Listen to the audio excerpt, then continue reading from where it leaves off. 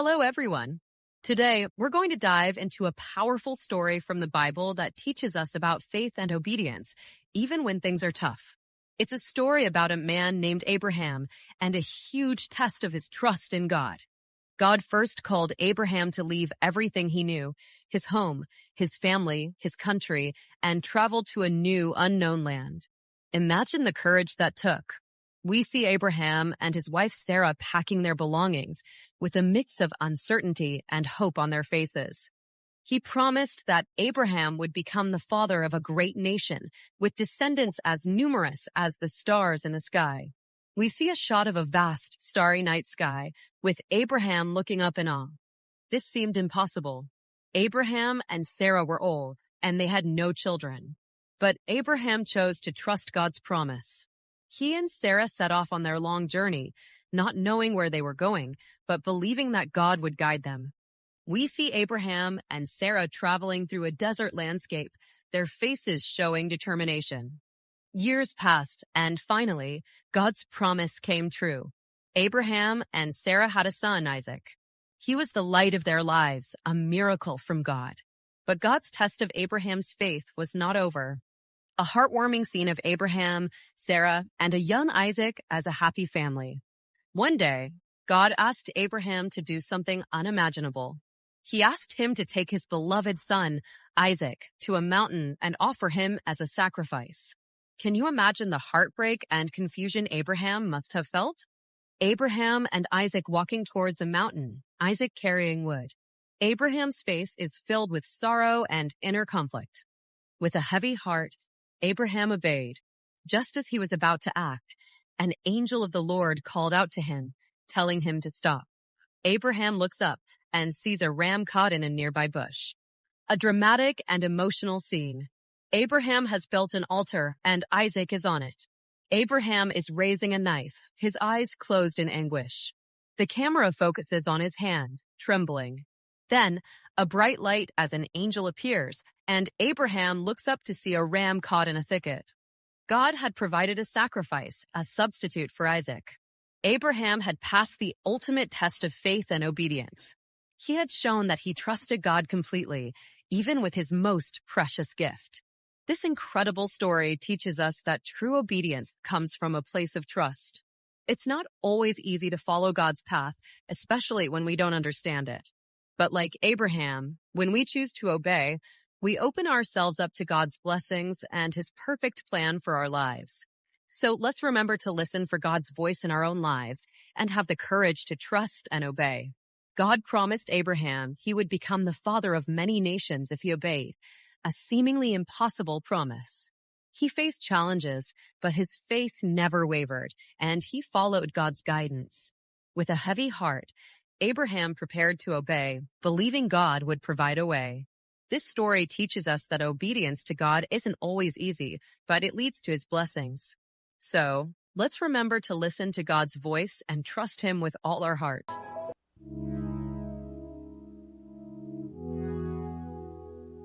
Hello everyone, and welcome to today's discussion. I believe we all just watched that inspiring video about Abraham's obedience to God. What a powerful example of faith and trust. Abraham didn't question God's instruction. He obeyed, even when it was difficult to understand. And today, we'll be looking at how that same principle of obedience applies to our modern lives, especially among young people and in society as a whole. To begin this conversation, I'd like to invite our first guest speaker, Olivia, to share her thoughts on the topic of obedience, what it means to her, and why it remains so important in today's world. Olivia, over to you. Thank you so much for that introduction. When I think about Abraham's obedience, I see more than just an old story. I see a powerful example of trust, discipline, and respect for authority. Abraham didn't argue or delay.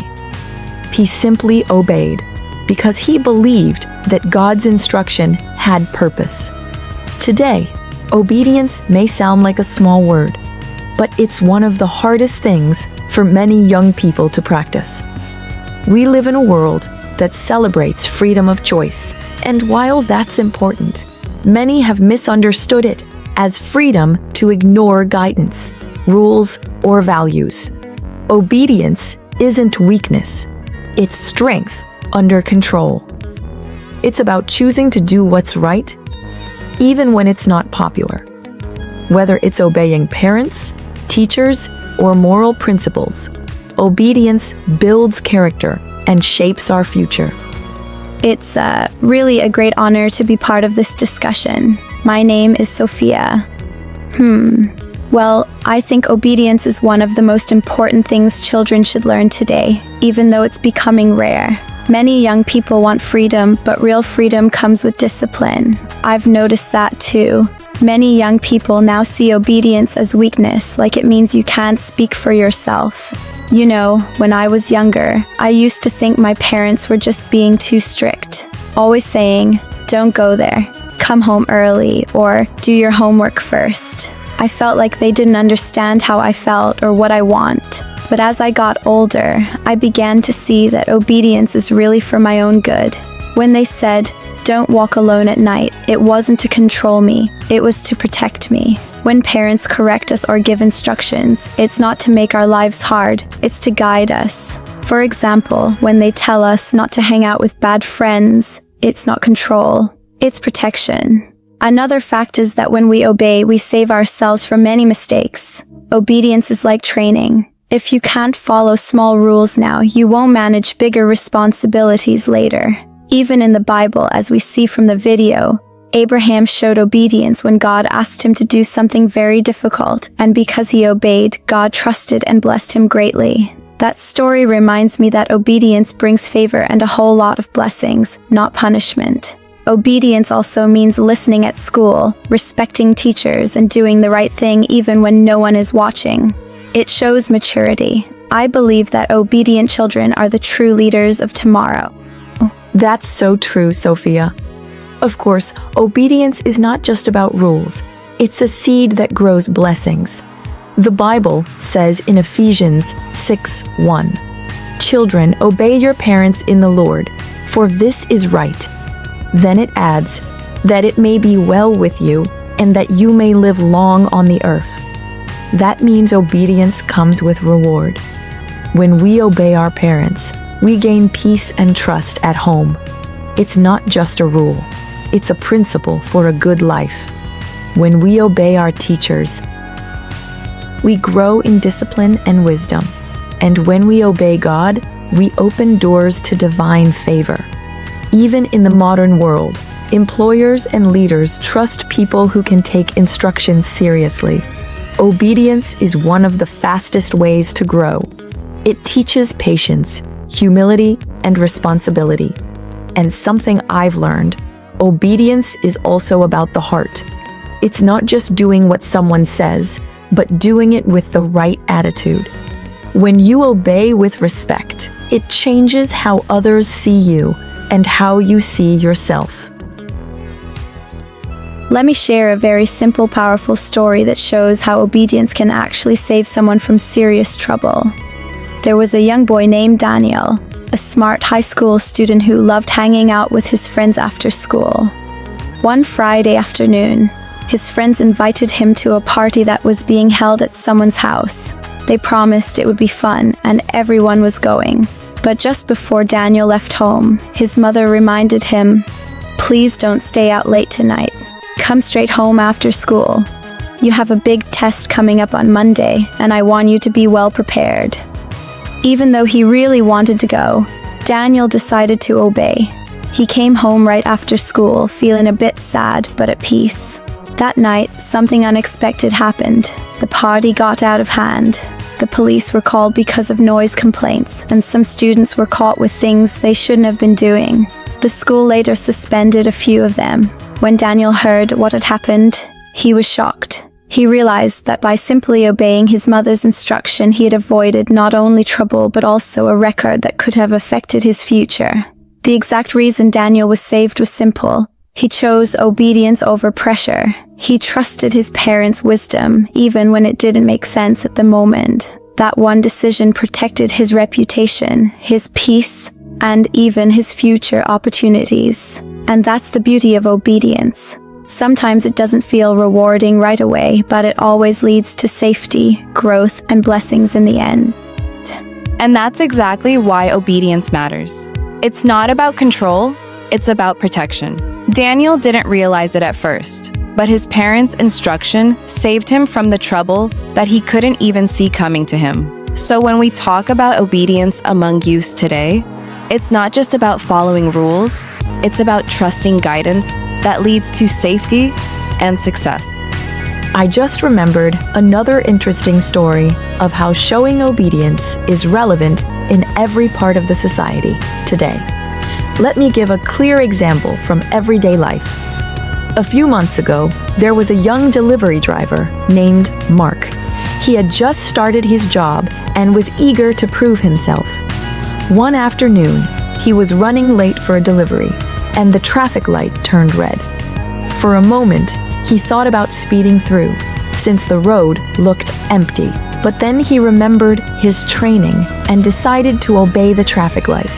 Just a few seconds later, a truck sped through the crossing from the other lane. If Mark had disobeyed that red light, he would have been hit directly. That one moment of obedience, choosing patience over haste, literally saved his life. Obedience to traffic laws might seem small, but it protects lives, keeps order, and shows respect for others on the road.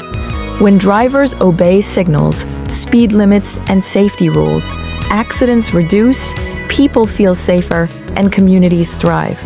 So, obedience isn't just about spiritual life, it's practical.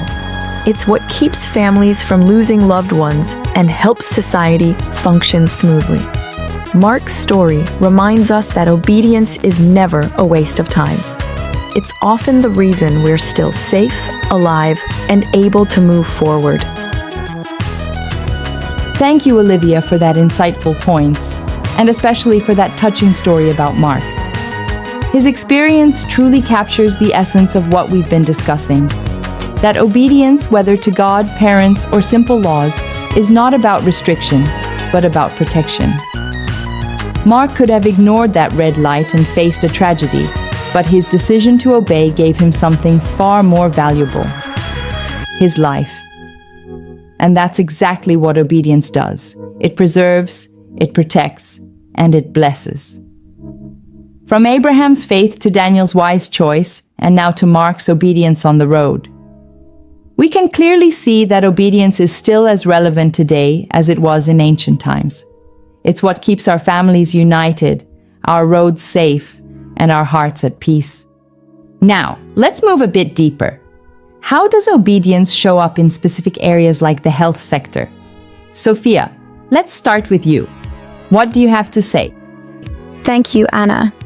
Well, in the health sector, obedience is one of the strongest pillars that keeps everything functioning. Every instruction from a doctor or the nurse or medical supervisor carries serious weight. When health workers obey established rules, like maintaining hygiene, wearing protective gear, or keeping patient confidentiality, they're not just following orders, they're protecting lives. That's very true, Sophia. Olivia, how do you see obedience influencing this sector? Well, I completely agree with Sophia. Obedience in healthcare isn't about fear or control. It's about trust and responsibility. A patient must obey medical advice for healing to happen. The same goes for doctors and nurses. They must obey ethical standards to build trust. But I also believe obedience should be intelligent. Blind obedience can be dangerous, especially if it means ignoring signs of error. There's a difference between obedience that saves lives and obedience that silences the truth. For instance, during emergencies like disease outbreaks, following health protocols is an act of obedience that keeps communities safe. But at the same time, healthcare workers should speak up if something threatens patient safety. Sophia, earlier you mentioned that obedience in the health sector can literally save lives. Can you share an example of that? Yes, Anna, there's one story that really touched me. It's about a Nigerian doctor named Doctor Amayo Adadevoh. During the Ebola outbreak in 2014, a patient came to her hospital in Lagos showing strange symptoms. Everyone thought it was just malaria, but she noticed something different. Even when the patient insisted on leaving, she remembered the government's strict rule. Any suspected Ebola case must be isolated immediately. It was a tough call, but she obeyed that rule. She kept him quarantined, even when people pressured her to let him go. That single act of obedience stopped what could have become a national disaster. Nigeria was able to contain the virus quickly because she followed the health protocol. Sadly, she got infected while protecting others, but her obedience saved millions of lives. Wow. That's such a powerful example, Sophia. Her obedience wasn't just about rules, it was about responsibility and courage. She proved that following the right instruction at the right time can change history. Dr. Adadevoh's story reminds us that true obedience comes with sacrifice, but also with purpose. It's a lesson every health worker and even patient can learn from. Now, as much as children must learn obedience, we elders have our own duty to commend and encourage those who are obedient. Too often we only speak when a child disobeys, but when they do right, we stay silent. That should change. When a child listens, helps, or shows good manners, we must say, "Well done," and not forgetting encouragement. Encouragement builds confidence and keeps them consistent. Even God, after Abraham obeyed, said, "Because you have obeyed my voice, I will bless you." Parents, teachers, and leaders should also model obedience themselves. Children learn more from what they see than what they hear. If we obey laws, respect others, and act with humility, they'll follow our steps naturally. When obedience is taught with love and rewarded with encouragement, homes become peaceful, schools become better, and society becomes stronger. That's true, Ma. Encouragement really motivates more obedience than punishment ever could. Yes, obedience builds trust, brings blessings, and helps us grow in wisdom. Besides, obedience keeps families peaceful. When children obey respectfully and parents lead with patience, there's harmony. That's how God designed it, not through control, but through understanding. Exactly. And it's not only parents. Teachers, pastors, even community leaders must set examples. Children watch more than they listen. When we elders obey laws, speak truthfully, and act respectfully, we silently teach obedience through our own behavior. And when children see obedience rewarded with love, not harshness, they'll embrace it gladly. Let's build a culture where obedience is honored, not mocked. It's the foundation of discipline, and discipline is the path to greatness. Thank you, Sophia and Olivia, for your participation in this discussion. Your contributions are so beneficial and so upbuilding. Thanks for the privilege. What a beautiful conversation this has been. Obedience truly is not a cage. It's a compass. Yes, obedience doesn't make us small. It makes us wise and strong. So let's all remember, obedience today, greatness tomorrow. Amen. Thank you so much for watching. If you were inspired by this discussion, don't forget to like this video, subscribe to the channel, and share your thoughts in the comments below. We'd love to hear how obedience has made a difference in your own life. Until next time, stay faithful, stay wise, and keep walking in obedience.